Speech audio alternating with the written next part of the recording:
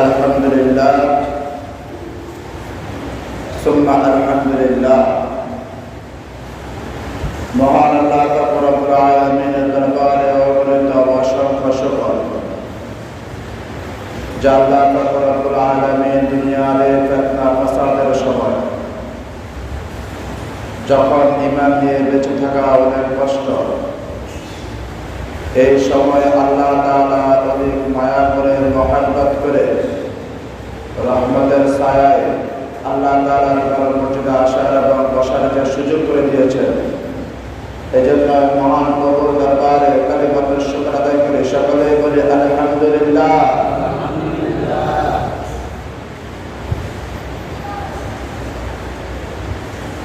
আল্লাহ রব্বুল আলামিন मेरे हबीब मोहम्मद रसूलुल्लाह सल्लल्लाहु अलैहि वसल्लम फरमान, যে ব্যক্তি যথা সময় মসজিদে প্রবেশ করল সে ব্যক্তি নিষ্পাপ হয়ে গেল। সুবহানাল্লাহ। যথা সময় এই হাদিস দ্বারা স্পষ্ট, ওয়াক্ত যখন শুরু হয়, কি শুরু হয়? ওয়াক্ত যখন শুরু হয়, ওয়াক্ত মতে নামাজ পড়া কি ফরজ? ওয়াক্ত মতে নামাজ পড়া কি ফরজ? তো আল্লাহ তাআলা মেহেরবান করে আমাদেরকে যে আল্লাহ তাআলার ঘরে পাঠাইছেন, এই জন্য সবাই খুশি না বেজার? আলহামদুলিল্লাহ। সম্মানিত হাজিরিন, আমরা গত জুমায় আলোচনা করেছিলাম আমাদের হিজরি সন। কি সন? হিজরি সন। আমরা গত জুমায় পেয়েছি হিজরি সনের প্রথম সালের প্রথম তারিখ। হিজরি সনের প্রথম মাস কি মাস? মুহররম। কি মাস? মুহররম। গত জুমায় পবিত্র কালামে পাক থেকে আয়াতে এই মাসের কি বর্ণনা কিছু কথা বলেছে। আজকে আরো কিছু কথা বলার চেষ্টা করব ইনশাআল্লাহ। আল্লাহ পাক রব্বুল আলামিন যদি তৌফিক দান করেন। আল্লাহ পাক রব্বুল আলামিন সূরাতুল বাকারার মধ্যে বলেন আরবাআতুল হুরুম। আরবাআতুল হুরুম। আমি আসমান এবং জমিন সৃষ্টি করার পরে আমার মাস গণনা শুরু করেছি। তবে এই মাস গণনার মধ্যে তোমাদের জন্য আমি 4টি মাস সম্মানিত মাস করেছি। কয়টি মাস? 4টি মাস। কতটি মাস? 4টি মাস। তার মধ্যে একটি মাস হলো এই মুহররম। আচ্ছা, আল্লাহ তাআলা এই 12 মাসের মধ্যে যদি 4টি মাস সম্মানিত করে, এই মাসের মধ্যে কিছু আছে নাকি নাই? কিন্তু আমরা ঘুমন্ত জাতি, ঘুমাইতে পছন্দ করি, ঘুমাই থাকি। আমরা কি জাতি? ঘুমন্ত জাতি। আমাদেরকে শুধু ঘুমাইতে কি লাগে? ভালো লাগে। পরে আল্লাহর বান্দা মুসলমান ইমানদার, একটু খেয়াল করেন, যার ঘুম হয় না তার কি অবস্থা? যার ঘুম হয় না, যে হাসপাতালের বিছানায় শুয়ে আছে, আল্লাহর সে বান্দা বান্দির দিকে একবার ফিরে তাকান, দেখেন সেই ঘুমের জন্য কত ওষুধ খাচ্ছে কিন্তু ঘুম আসতেছে না। কি খাইতেছে? ঘুমের ওষুধ খাইতেছে কিন্তু কি আসতেছে না? ঘুম আসতেছে না। ওরে আল্লাহর বান্দা মুসলমান, আমি আর আপনি এখন সুস্থ আছি, কিন্তু সুস্থতার বোধ আমার আর আপনার মাঝে নাই। এই মুহররম মাসকে আমার আল্লাহ পাক রব্বুল আলামিন সম্মানিত মাস হিসেবে ঘোষণা করেছেন। বলেছেন আরবাআতুল হুরুম, 4টি মাস আমি তোমাদের জন্য সম্মানিত মাস করেছি। 4টি মাসের মধ্যে একটি মাস হলো মুহররম মাস। এই মুহররম মাসের মধ্যে ইসলামের অসংখ্য অলৌকিক ঘটনা আছে। এই মুহররম মাসের মধ্যে অসংখ্য অলৌকিক ঘটনা আছে, যেটা মুসলমান ইসলামী ইতিহাস না পড়ার কারণে কিছুই জানে না। এই জন্য আমরা ঘুমন্ত যাতে ঘুমায় থাকলে হবে না, ঘুম থেকে উঠতে হবে, আল্লাহ তাআলার ইবাদত করতে হবে, আল্লাহ তাআলাকে ডাকতে হবে, দুরূদ শরীফ পড়তে হবে, নফল নামাজ পড়তে হবে, নফল রোজা রাখতে হবে। কি রাখতে হবে? নফল রোজা রাখতে হবে, নফল নামাজ পড়তে হবে, ইস্তেগফার করতে হবে, দুরূদ শরীফ পড়তে হবে। আমার আপনার নবী প্রাণের নবী মুহাম্মদ রাসূলুল্লাহ সাল্লাল্লাহু আলাইহি ওয়াসাল্লাম হাদিসে ফরমান, যে ব্যক্তি আমি রাসূলের উপর একবার অন্তর দিয়া খুশি মনে দুরূদ পাঠ করে, আল্লাহুম্মা সাল্লি আলা মুহাম্মাদ ওয়া আলা আলি মুহাম্মাদ কামা সাল্লাইতা আলা ইব্রাহিম ওয়া আলা আলি ইব্রাহিম ইন্নাকা হামিদুম মাজিদ। আল্লাহুম্মা বারিক আলা মুহাম্মাদ ওয়া আলা আলি মুহাম্মাদ কামা বারাকতা আলা ইব্রাহিম ওয়া আলা আলি ইব্রাহিম ইন্নাকা হামিদুম মাজিদ। দুরূদ শরীফটা অনেক বড়। আমার রাসূল বলেন, তোমাদের যদি এই দুরূদটা পড়তে যদি কষ্ট হয় তবে তোমরা একেবারে সংক্ষেপে আমার উপর দুরূদ পড়ো, সাল্লাল্লাহু আলাইহি ওয়াসাল্লাম। সুবহানাল্লাহ।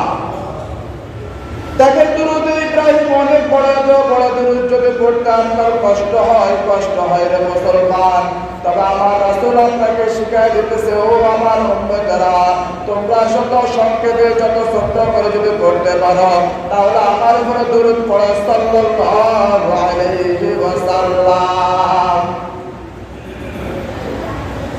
আমরা আল্লাহ রাসূল সাল্লাল্লাহু আলাইহি ওয়াসাল্লামের হাদিস থেকে জানতে পারি, আমরা যদি সাল্লাল্লাহু আলাইহি ওয়াসাল্লাম বলে আমাদের কি লাভ হবে, কি লাভ হবে? আমার আল্লাহ পাক রব্বুল আলামিন বলেন, আমার যে বান্দা আমার রাসূলের উপরে দুরূদ পড়লো, আমি আল্লাহ তাআলা তার উপরে 10 বার রহমত নাযিল করি। কয়বার? 10 বার আমি আল্লাহ পাক রব্বুল আলামিন তার উপরে রহমত নাযিল করি। হাদিস শরীফে এসেছে, রাসূল আকরাম সাল্লাল্লাহু আলাইহি ওয়াসাল্লাম ফরমান, যে ব্যক্তি দোয়ার আগে একবার দুরূদ শরীফ পড়ে, খুব খেয়াল করবেন, যে ব্যক্তি দোয়ার আগে দুরূদ শরীফ পড়ে, দোয়া শেষ করার পরে কোনো কথা না বলিয়া, লড়ছড় না করিয়া, খুব খেয়াল করার মুসলমান, দোয়া করার আগে যে আপনি দুরূদ শরীফ পড়ে দিবেন, দোয়া করার পরে কোনো লড়াচড়া না করে, কোনো কথাবার্তা না বলে আপনি যদি একবার দুরূদ শরীফ পড়েন, আমার রাসূল ঘোষণা দিচ্ছেন তার সমস্ত দোয়া কবুল হয়ে গেছে। কি হয়ে গেছে? কবুল হয়ে গেছে। এখন আমরা তো দোয়া করি না। রাসূল আকরাম সাল্লাল্লাহু আলাইহি ওয়াসাল্লাম হাদিসে ফরমান, আদ-দুআ মুকুল ইবাদা। ইবাদতের সর্বপ্রথম মূল, ইবাদতের মূলে রয়েছে তোমার জন্য দোয়া। ইবাদতের মূলে রয়েছে কি? দোয়া। আমরা তো দোয়া করি না, আমরা তো কি করি না? দোয়া করি না। দোয়া আইন, আইন আলিফ না, কত জুমা বলছি, এটা কি? আইন, দোয়া।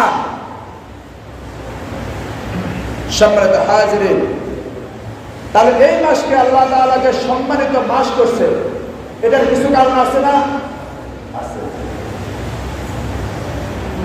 গত জুমায় বলেছিলাম, আমার নবী, আপনার নবী, প্রাণের নবী মুহাম্মদ রাসূলুল্লাহ সাল্লাল্লাহু আলাইহি ওয়াসাল্লাম তিনটি কারণে আরবিকে ভালোবাসেন। তার প্রথমত কারণ হইল মুহাম্মদ রাসূলুল্লাহ সাল্লাল্লাহু আলাইহি ওয়াসাল্লাম জন্মস্থান আরবে। এজন্য উনি ওনার জন্মস্থান আরবে হওয়ার কারণে ওনার মাতৃভাষায় কথা বলেছেন। কি ভাষা? মাতৃভাষা। মাতৃভাষাটা কি ভাষা ছিল? আরবি ভাষা। কিন্তু আমাদের মাতৃভাষা কি? বাংলা। আমাদের মাতৃভাষা কথা বলা আমাদের জন্য জায়েজ, তবে মাতৃভাষার পরে যদি কোনো ভাষা পছন্দ করতে হয়, মাতৃভাষার পরে যদি কোনো ভাষা পছন্দ করতে হয়, সেই ভাষাটা হবে কি ভাষা? আরবি ভাষা। কিন্তু আমার আপনার মুসলমান, আমার আপনার বাচ্চাগুলোকে আমরা আরবি পড়াই নাকি ইংরেজি পড়াই?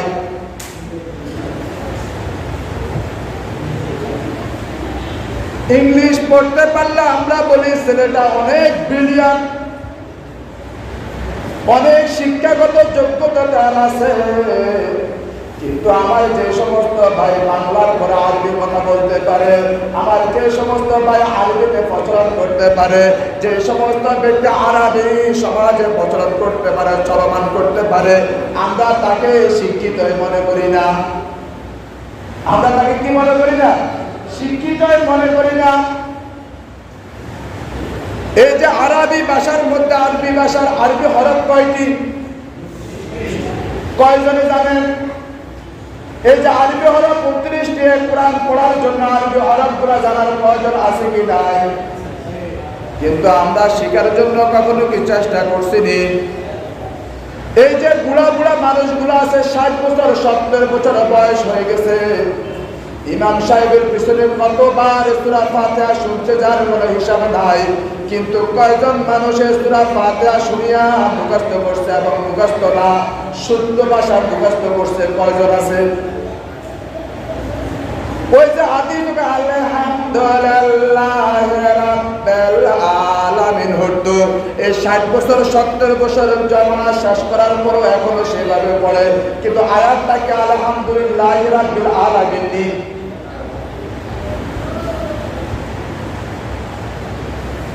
তাহলে আমাদের আরবির ভাষায় আমাদের আগ্রহ কি?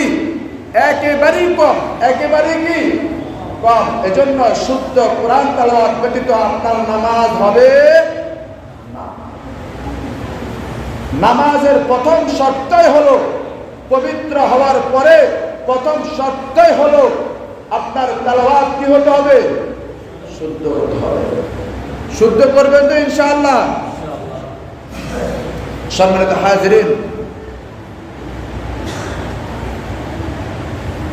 ওয়াকাতিলুল মুশরিকিনা কাফাতান কামা ইউকাতিলুনাকুম কাফা। এই যে গত জুমা যে আয়াতটা তেলাওয়াত করেছি তার শেষাংশ এখন পর্যন্ত আলোচনা করতে পারি নাই। ইন্না ইদ্দাতাশ শুহুর ইনদাল্লাহি ইসনা আশারা শাহরান ফি কিতাবিল্লাহি ইয়াওমা খালাকাস সামাওয়াতি ওয়াল আরদা মিনহা আরবাআতুল হুরুম যালিকা দ্দীনুল কাইয়্যিম ফালা তাজলিমু ফীহিন্না আনফুসাকুম। আমার আল্লাহ পাক রব্বুল আলামিন সূরাতুন তাওবার ৩৬ নম্বর আয়াতে বলতেছেন, আমি তোমাদেরকে আসমান এবং জমিন সৃষ্টি করার পরে 12 মাস আমি মাস করা শুরু করে দিয়েছি।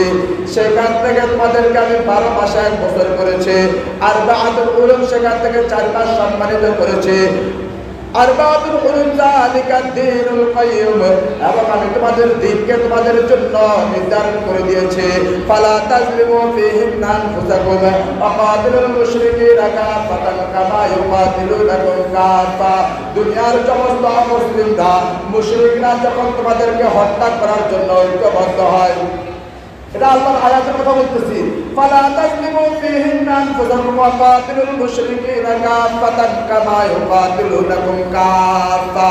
দুনিয়ার সমস্ত মুসলিম যখন ঐক্য হয়ে যাবে তোমাদেরকে হত্যা করার জন্য, আমি আল্লাহ তোমাদেরকে নির্দেশ দিচ্ছি, তোমরা সমস্ত মুসলিমরা ঐক্য হইয়া অমুসলিমদের বিরুদ্ধে যুদ্ধ ঘোষণা করার জন্য, তোমাদেরকে কেউ যদি হত্যা করে তোমরা তাকে হত্যা করার জন্য আমি তোমাদেরকে নির্দেশ দিচ্ছি।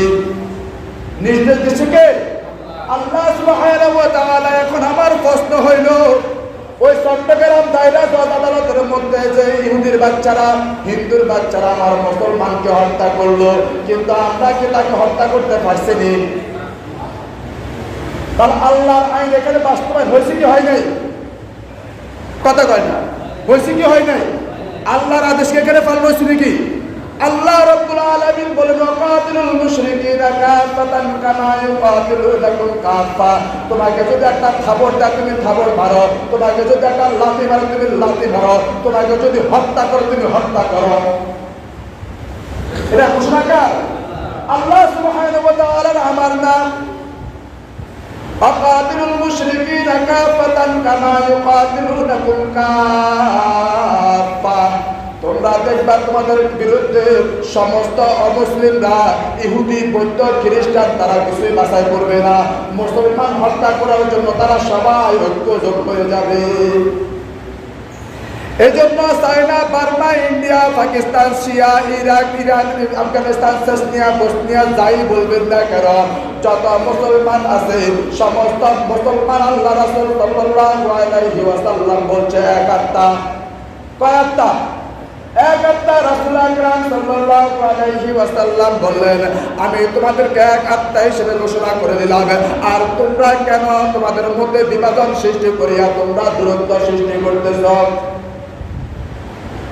এই যে দেখেন ইরানের সাথে ইসরায়েলের সাথে যুদ্ধ হইতেছে, কি হইতেছে? আমেরিকান সাথে তো যুদ্ধ আর না। তাহলে দেখেন এই যে আল্লাহর আয়াত, কতশো বছর আগে আল্লাহ তাআলা এই কোরআন নাযিল করছে। দেখেন আল্লাহ তাআলার এই বিধানের সাথে মাত্র 1-1.5 সপ্তাহ আগের কথার সাথে মিলে দেখেন না, আল্লাহ তাআলা যে গায়বের মালিক এতে যে কোনো সন্দেহ নাই, একটু মিলে দেখেন না। ইসরায়েলের সাথে ইরানের সাথে যুদ্ধ, আমেরিকার তো দরকার নাই ইরানের উপরে হামলা করা, দরকার আছে নাকি? দরকার নাই।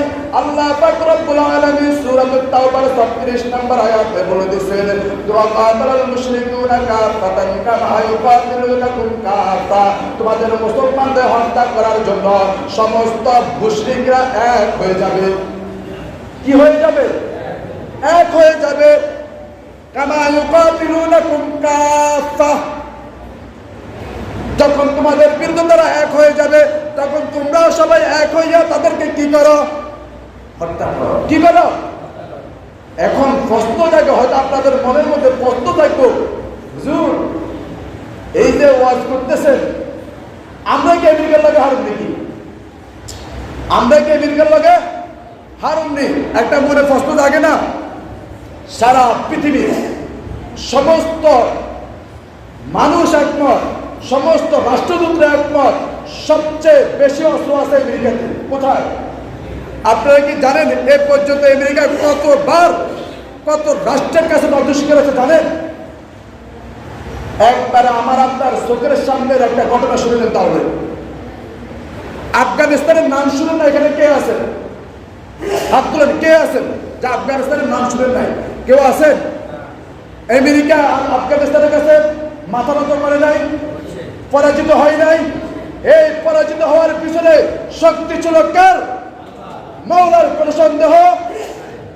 যত অস্ত্রই থাকুক না কেন, আল্লাহ পাক রব্বুল আলামিন এই আয়াতের শেষে কি কথা দেখেন, কত মজা করিয়া বান্দারে বলতেছে, বান্দা তুই শুধুমাত্র তাওয়াক্কুল করে আমার দিকে ফিরে আস, জয় দেওয়ার মালিক একমাত্র আমি আল্লাহ সুবহানাহু ওয়া তাআলা। দেখেন এটা আমাদের চোখের সামনে ঘটনা। এই ছোট্ট একটা আফগানিস্তান 22 বছর এই আমেরিকানদের পুস্তাদের বিরুদ্ধে যুদ্ধ করে জয়লাভ করেছে। এই জয় দিয়েছেন কে? আল্লাহ সুবহানাহু ওয়া তাআলা। ইযা জাআ নাসরুল্লাহি ওয়াল ফাতহ, তোমাদের বিজয়গুলা সরাসরি আমি আল্লাহ দান করি। সুবহানাল্লাহ। দান করে কে? আল্লাহ। এই মুহররম মাসে আমাদের অনেকগুলা বিজয় এসেছে ইনশাআল্লাহ। আল্লাহ সুবহানাহু ওয়া তাআলা যদি চায় আর অনেক বিজয় মুসলমানদের কিয়ামতের আগে হবে এই মুহররম মাসে ইনশাআল্লাহ। অতএব পরাশক্তির কাছে মাথা নত করার কোনো সুযোগ নাই। ওয়াকাতিলুল মুশরিকিনা কাফাতান কামা ইউকাতিলুনাকুম কাফা। তোমরা ঐক্যবদ্ধ জয় হয়ে আসতে পারো, আমি আল্লাহ তোমাদের জন্য ঘোষণা দিচ্ছি। ওয়ালামু আন্নাল্লাহা মাআল মুত্তাকিন। আমি আল্লাহ তোমার জানাই দিতেছি, তুমি যখন আমার দিকে ফিরে আসবা, আমি আল্লাহ তোমার সাহায্যকারী হয়ে যাব। সাহায্যকারী হবে কে? আল্লাহ সুবহানাহু ওয়া তাআলা। এই মুহররম মাসে আল্লাহ তাআলা নূহ আলাইহিস সালামকে জয় করেছেন। এই মুহররম মাসে আমরা সবাই জানি মুসা কালিমুল্লাহ আলাইহিস সালাতু ওয়াস সালামকে আল্লাহ তাআলা ফেরাউনের শত্রু বাহিনী থেকে কি দিয়েছেন? বিজয় দান করেছেন। একই নদী, একই রাস্তা। মুসা আলাইহিস সালাতু ওয়াস সালামের জন্য উন্মুক্ত, আর ফেরাউনের জন্য হয়ে গেছে কি ধ্বংসলীলা। চিন্তা করছেন এই বিজয় দিয়েছেন কে? এবারে দেখেন, মিলে দেখেন আমার কথাগুলোর সাথে। সে আমেরিকার পরাশক্তি আফগানিস্তানের কাছে পরাজিত, আর ফেরাউনের পরাশক্তি নিরস্ত্র মুসা কালিমুল্লাহর কাছে কি হয়ে গেছে? পরাস্ত। দেখছেন নি আল্লাহ তাআলা যে কয় ওয়ালামু আন্নাল্লাহা মাআল মুত্তাকিন, আমার নাম নিয়ে তুমি ফিরে আসো, তোমাকে বিজয় দিব আমি আল্লাহ। সুবহানাল্লাহ। সম্মানিত হাজিরিন, 1:19 হয়ে গেছে, আমি বুঝতে পারতেছি সময় একটু বেশি হয়ে গেছে। সর্বশেষ একটা কথা বলে শেষ করে দিচ্ছি। এই মুহররম মাসে মুসা কালিমুল্লাহ এই জয়ের কারণে তৎকালীন ইহুদিরা মুসা কালিমুল্লাহের জয়ের জন্য একদিন রোজা রাখতেন। কতদিন? একদিন। সেই ছিল কত তারিখ? 10ই মুহররম। কত তারিখ? 10ই মুহররম। লম্বা ঘটনা, শুধু সংক্ষেপে মূল কথাটাই বলে দিই। মুসা কালিমুল্লাহ এই বিজয়কে তারা সান্নিধ্যে রেখে এই বিজয়কে ধাপন করার জন্য তারা প্রতি বছর মুহররম মাসের 10 তারিখে রোজা রাখতেন। কি রাখতেন? রোজা রাখতেন। মুহাম্মদ রাসূলুল্লাহ সাল্লাল্লাহু আলাইহি ওয়াসাল্লাম যখন মক্কা মদিনা বিজয় করলেন, বিজয় করার পরে যখন সফরে গেলেন, সেখানে যাইয়া তখন দেখতে পাইলেন যে তারা রোজা রাখে। তাদেরকে জিজ্ঞাসা করা হলো, তোমরা কেন রোজা রাখো? বললো, আমরা এই দিনে আমাদের মুসা কালিমুল্লাহ বিজয় অর্জন করেছে, এই জন্য ওনার হকদার হিসেবে আমরা একদিন কি করে শুকরিয়া রোজা রাখি। শুকরিয়া কি রাখি? রোজা রাখি। মুহাম্মদ রাসূলুল্লাহ সাল্লাল্লাহু আলাইহি ওয়াসাল্লাম বলেন, মুসা কালিমুল্লাহ তোমাদের চাইতে আমাদের হকদার বেশি। আমাদের হকদার কি? বেশি। এজন্য আমি মুহাম্মদ রাসূলুল্লাহ সাল্লাল্লাহু আলাইহি ওয়াসাল্লাম ঘোষণা করলাম, আগামী বছর থেকে তোমরা প্রতি বছর মুহররমে রোজা রাখবা। সাহাবায়ে কেরাম জিজ্ঞাসা করলে, এই দিনে তো ইহুদিরা রোজা রাখে। রাসূল আকরাম সাল্লাল্লাহু আলাইহি ওয়াসাল্লাম বললেন, যেহেতু ইহুদিরা 10 তারিখে রোজা রাখে, তোমরা 9 তারিখ এবং 10 তারিখ, যে কোনো 10 তারিখ, 9 তারিখ এবং 11 তারিখ যে কোনো একদিনকে একত্রিত করিয়া তোমরা 2টা রোজা রাখো। কতটা? 2টা রোজা রাখো। এই জন্য যদি কেউ রোজা রাখতে চান তাহলে 9 তারিখ এবং 10 তারিখ রোজা রাখবেন, অথবা 10 তারিখ অথবা 11 তারিখ। হয়তো 9 তারিখ 10 তারিখ, নয়তো 10 তারিখ 11 তারিখ। কয়টি রোজা? 2টি রোজা। যারা রাখতে চান আগামীকাল রাখবেন ইনশাআল্লাহ, অথবা পরশু আর এর পরের দিন। রাসূল আকরাম সাল্লাল্লাহু আলাইহি ওয়াসাল্লামের সাহাবী হযরত আব্বাস রাদিয়াল্লাহু তাআলা আনহু বর্ণনা করেন, রাসূল আকরাম সাল্লাল্লাহু আলাইহি ওয়াসাল্লাম রমজানের পরে সবচাইতে বেশি গুরুত্ব দিতেন মুহররমের এই 2টি রোজাকে। মুহররমের 2টি রোজাকে রাসূল আকরাম সাল্লাল্লাহু আলাইহি ওয়াসাল্লাম বলেন, যে ব্যক্তি মুহররমের 2টি রোজা রাখবে, আমি রাসূল ঘোষণা দিচ্ছি তার 1 বছরের সমস্ত গুনাহ আমার আল্লাহ মাফ করে দিবে। যারা পারবো ইনশাআল্লাহ 2টি রোজা রাখবো এবং বেশি বেশি নফল নামাজ পড়বো, ইস্তেগফার পড়বো, দুরূদ শরীফ পড়বো, আমরা বেশি বেশি এই জিকির আজকারগুলো করবো। এখন তো মুসলমান 10 মুহররম কবে আসে কবে যায় এগুলো ভুলে গেছে। তবে হ্যাঁ, শিয়াদের মতো গায়ে আঘাত করা, যেখানে রাসূল সাল্লাল্লাহু আলাইহি ওয়াসাল্লাম বলছেন কোন মানুষের গায়ে হাত দেওয়া পর্যন্ত নিষিদ্ধ, অন্যায়ভাবে সেখানে নিজের গায়ে আঘাত করা তো প্রশ্নই আসে না। এই সমস্ত কুসংস্কারে যারা বিশ্বাসী আমরা তাদের সাথে নাই। আমরা নফল ইবাদত করবো, রোজা রাখবো, জিকির আজকার করবো, দুরূদ শরীফ পড়বো ইনশাআল্লাহ। আল্লাহ সুবহানাহু ওয়া তাআলা আমাদেরকে আগামী কালকের এবং পরশুর যে আমলগুলো আছে এগুলা